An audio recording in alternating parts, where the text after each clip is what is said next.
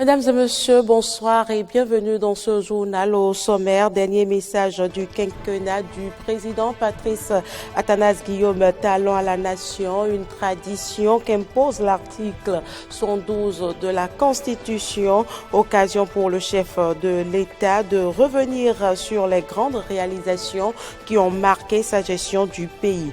En Espagne, le personnel soignant est en colère, principale raison, le manque de moyens alors que la barre des 50 000 morts a été franchie dans le pays. Et puis aux États-Unis, la Chambre des représentants a contourné lundi soir le veto de Donald Trump sur le budget de la défense. Le président élu Joe Biden accuse ce dernier d'obstruction à la transition du pouvoir.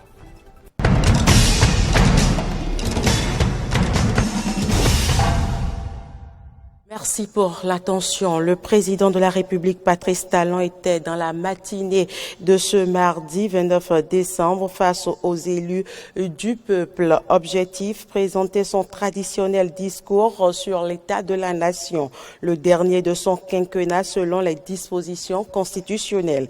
Patrice Talon a souligné en quelques mots les grandes lignes des réalisations de son gouvernement. Suivez un extrait de son discours.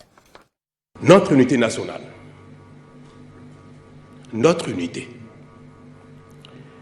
qui nous caractérise depuis fort longtemps déjà, demeure aujourd'hui encore un acquis intangible qui nous permet de préserver la paix et de rétablir très vite notre concorde quand il nous arrive par moments de nous chamailler. Nos libertés fondamentales, compatibles avec notre vie en communauté et notre développement, demeurent elles aussi intangibles, même si nous avons dû, pour l'intérêt général, renoncer à certaines de nos faiblesses que nous confondions avec la liberté. Le constat est de même portée en ce qui concerne notre démocratie, qui, expurgée de ses travers, nous permet désormais de ne plus laisser une minorité initiée et privilégiée prendre en otage tout le peuple innocent et mal informé.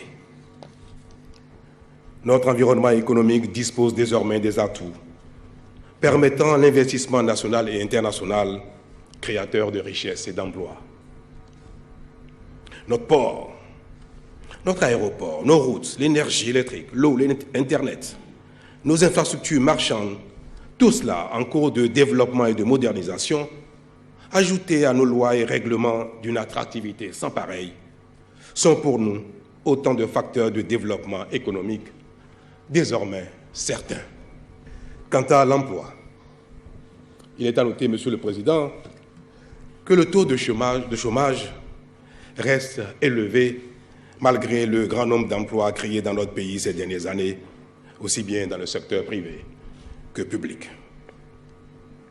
Mais l'espoir du plein emploi est désormais permis à moyen terme en raison de notre nouvelle dynamique globale et surtout de notre nouvelle vision éducative.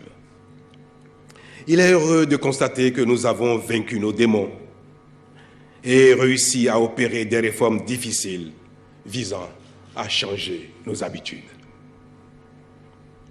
Nous avons réussi à instaurer une gouvernance qualitative des affaires publiques axée sur l'éthique et la responsabilité. Hier, le Bénin, en proie à la corruption et à l'impunité endémique, s'illustre aujourd'hui dans une lutte implacable contre ces fléaux et le bien public est davantage respecté. Nous avons cessé de dilapider nos ressources qui sont désormais consacrées à la construction de notre pays. C'est dire, Monsieur le Président, que notre nouvel état d'esprit nous permet désormais d'entreprendre avec confiance, tous les changements et toutes les actions qui nous paraissent nécessaires à notre épanouissement commun. C'est grâce à ce nouvel état d'esprit que nous avons également entrepris de réformer notre système politique et que, malgré les heurts et les difficultés, nous sommes en passe de réussir également ce challenge. C'est en effet avec ces nouvelles règles d'organisation des partis politiques et des compétitions électorales que les élections communales de mai 2020 ont eu lieu, favorisant une grande cohésion au sein des conseils communaux et augurant de fait d'une plus grande qualité de l'action publique. Le prochain rendez-vous pour éprouver ces nouvelles règles, c'est la présidentielle d'avril 2021, à l'occasion de laquelle je ne doute pas que nos compatriotes auront le choix entre plusieurs projets de société. Des cadres acquis à la cause du président Patrice Talon étaient ce lundi face à la presse. Une sortie qui fait suite à une conférence de presse du collectif de l'opposition qui a formulé certaines revendications d'un audit indépendant du fichier électoral intitulé « Le prix de la liberté, nous n'avons pas le droit d'oublier ». Il a constitué une aubaine pour les initiateurs de rappeler quelques points mauvais de la gouvernance du régime défunt. Suivez ici la substance de leur déclaration lue par l'honorable Orden Aladati. Il y a 5 ans, face donc à l'état de dégradation sociale, politique et économique dans lequel se trouvait le Bénin, résultat de la mauvaise gouvernance sur fond de clientélisme, de népotisme, de gabégie et d'impunité, les Béninois, dans leur grande majorité, ont fait le choix du président Patrice Talon, qui proposait un mandat de rupture, de relance économique et de réforme, notamment politique et économique, afin d'impulser une nouvelle dynamique socio-économique et culturelle à notre pays, le Bénin. Au bout d'à peine 5 années de rigueur dans la gestion et de don de soi, les résultats sont élogieux et méritent d'être consolidés.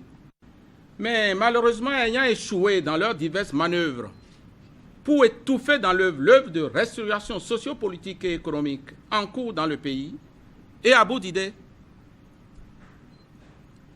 une poignée d'individus, avec en tête l'ancien président de la République, M. Yahi Boni, a décidé de s'enfoncer dans une politique de la terre brûlée.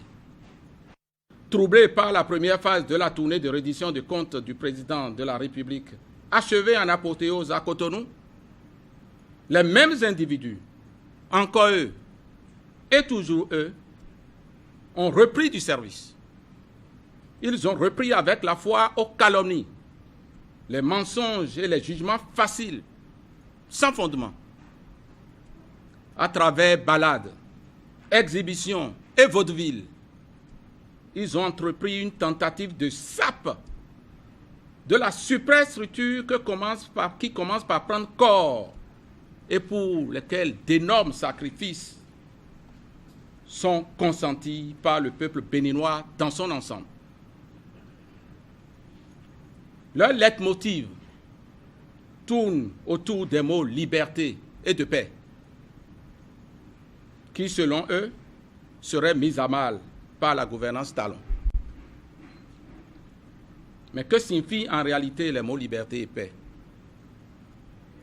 En ont-ils payé le prix? Quel est le prix à payer exactement? Et où à payer? Ou les prix qui ont été payés par le passé? Les pourfendeurs des réformes actuelles sont-ils qualifiés pour donner des leçons de démocratie et de... Faisons à présent un tour en ces temps de fête dans certains marchés de Cotonou. Le constat est unanime, mais ventes, spéculation, manque d'affluence autour des étalages. Les commerçants sont à l'épreuve de la morosité économique et de la crise sanitaire qui affecte leurs activités. C'est un reportage signé Natacha Kofi Deni Marouya. À l'instar des autres villes, Cotonou se prépare à vivre les fêtes de fin d'année qui s'annoncent à grands pas. Au marché d'Antokpa, le plus grand marché de la ville, les boutiques sont pratiquement désertes. Les commerçants se plaignent de la morosité économique ambiante et des conséquences de la Covid-19 sur les habitudes et les finances de chacun. Cette année, pour ne pas vous mentir, c'est du fiasco. On ne comprend rien, on ne vend pas. Tout d'abord, on n'a pas voyagé à cause du Covid. Mais tout ce qu'on a dans les boutiques, comme les marchandises, tu fais sortir, les gens viennent, elles sont intéressées, mais elles nous disent qu'ils n'ont pas de l'argent. Mais on ne vend pas. Moi, j'étais au marché jeudi, je n'ai rien vendu. Vendredi, c'est la période de fête, on est resté à la maison. Samedi, on est arrivé, j'ai vendu que 20 000 dans tout ça là. Le dimanche, j'étais là, j'ai vendu un paire de chaussures. Un paire de chaussures, 7 500. Aujourd'hui, je suis encore là, je n'ai rien fait encore. Il y a 30 ans. Situation est là, Ça fait plus de 30 ans que je suis dans ce marché. Je n'ai jamais vu pareille situation. Nos plus gros clients viennent d'autres pays. Quand on les appelle, ils disent qu'il y a trop de frais à payer à l'aéroport en raison du Covid-19. Heureusement que cette année, nous n'avons pas fait de prêt. Autrement, nous nous serions endettés. On souffre. Étalage toujours garni, clients encore rares, vendeuses inquiètes, c'est le constat fait au niveau de plusieurs stands de vente d'articles de fête au marché d'Antokpa ce jour. Alors que nous ne sommes plus qu'à 3 jours des fêtes du Nouvel An, certaines commerçantes nous donnent les raisons qui sous-tendent, selon elles, le phénomène de mévente cette année. L'argent que les gens prennent au boulot comme agent de fin du mois là, c'est dans ça qu'ils vont payer la location, dans ça ils vont manger, la voiture va dire pour elle, tout pour la maison c'est dans ça. Quand il y a période de fête, les gens nous disent on a pris de l'argent, on n'a pas pris prime, il n'y a pas prime. Pour notre président, il n'a qu'à faire tout possible pour leur donner au moins des mis salaires là-dessus quoi. Là ils vont fêter et faire un peu pour les enfants, pour eux-mêmes. Les gens ont peur de se rendre au marché à cause de la Covid-19. On ne vend pas. Cette année 2020 aura été plus délicate que les précédentes. Tous espèrent que l'année à venir soit meilleure et verra prospérer leurs différentes activités. Actualité en dehors du Bénin, les Nigériens étaient ce dimanche aux urnes pour un double scrutin. Mohamed Bazoum du parti au pouvoir apparaît comme le grand favori de cette élection. Dans la capitale, les habitants sont dans l'attente des premiers résultats. Suivez plus tôt.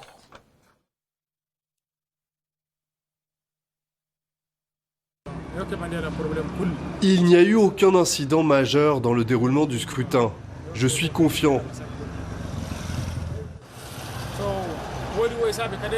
J'ai confiance dans les résultats, mais j'attends de les connaître pour pouvoir me prononcer. Si à Niamey, l'organe suprême ne peut pas mettre l'effectif qu'il faut, imaginez de l'autre côté. Donc c'est pour ça que je dis que chez nous, ça a marché parce qu'il est très facile de trouver un remplaçant à un membre de la CENI qui n'existe pas ou qui n'a pas pu se déplacer. Mais de la bourse profonde, ça, je suis sûr qu'il y a eu des problèmes là. Et puis, les élections présidentielles et législatives se sont également déroulées ce dimanche en Centrafrique. En attendant les résultats, les nombreux habitants espèrent que la paix s'installera durablement dans le pays. On les écoute. La population a décidé de sauvegarder la démocratie, raison pour laquelle ils se sont mobilisés, je peux dire, dans la capitale massivement, pour aller voter. Donc, c'est un ouf. On peut dire que c'est un ouf. Notre perspective, ce qu'on souhaite, ce que la population centrafricaine souhaite pour l'avenir ou l'après-élection, là, c'est seulement la paix. Voilà. Les vieux, on a peur. Les femmes, les enfants ont peur parce que, on le dit le plus souvent, notre quartier, c'est le quartier des parents Bozizé. C'est ça le problème. Trop de menaces. C'est ce que nous demandons au gouvernement. On a déjà voté, mais nous souhaiterons qu'ils prennent le Centrafrique dans la même dénomination, dans la même mesure qu'on n'est pas des Tchadiens, on est tous des Centrafricains. En Espagne, la crise du système de santé provoque la colère du personnel soignant. Ils se sont rassemblés ce lundi à Madrid pour demander plus de moyens alors que la barre des 50 000 morts a été franchie dans le pays. Les soignants espagnols se mobilisent. Les membres du collectif de santé Sanitarios Necesarios se sont rassemblés à Madrid ce lundi.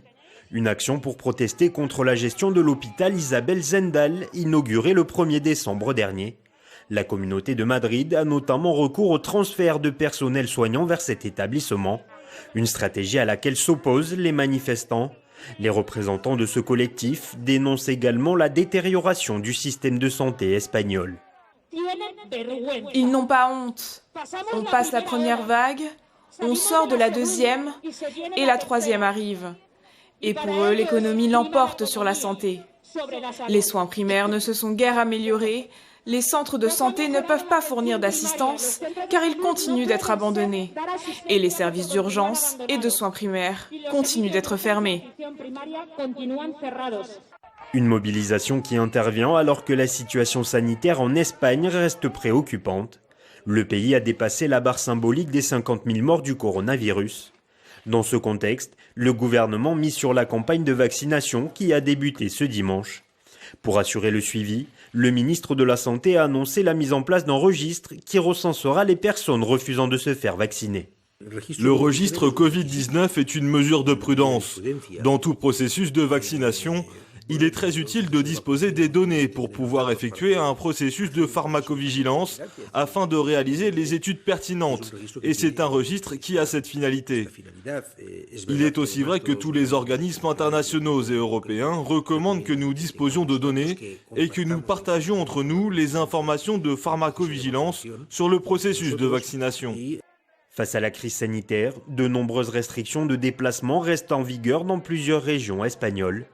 Avec plus de 1,8 million de cas de Covid détectés, l'Espagne reste l'un des pays européens les plus durement touchés par la pandémie. La Pologne se reconfine à nouveau. Le gouvernement a décrété ce lundi une mise sous cloche de 3 semaines afin de prévenir la 3e vague redoutée en Europe. Ces habitantes de Varsovie vont devoir attendre pour faire les soldes. Les centres commerciaux, mais aussi les hôtels et stations de ski ferment leurs portes à partir de ce lundi. Plutôt épargné par la première vague de la pandémie, le pays a vu sa situation sanitaire se dégrader depuis le début de l'automne.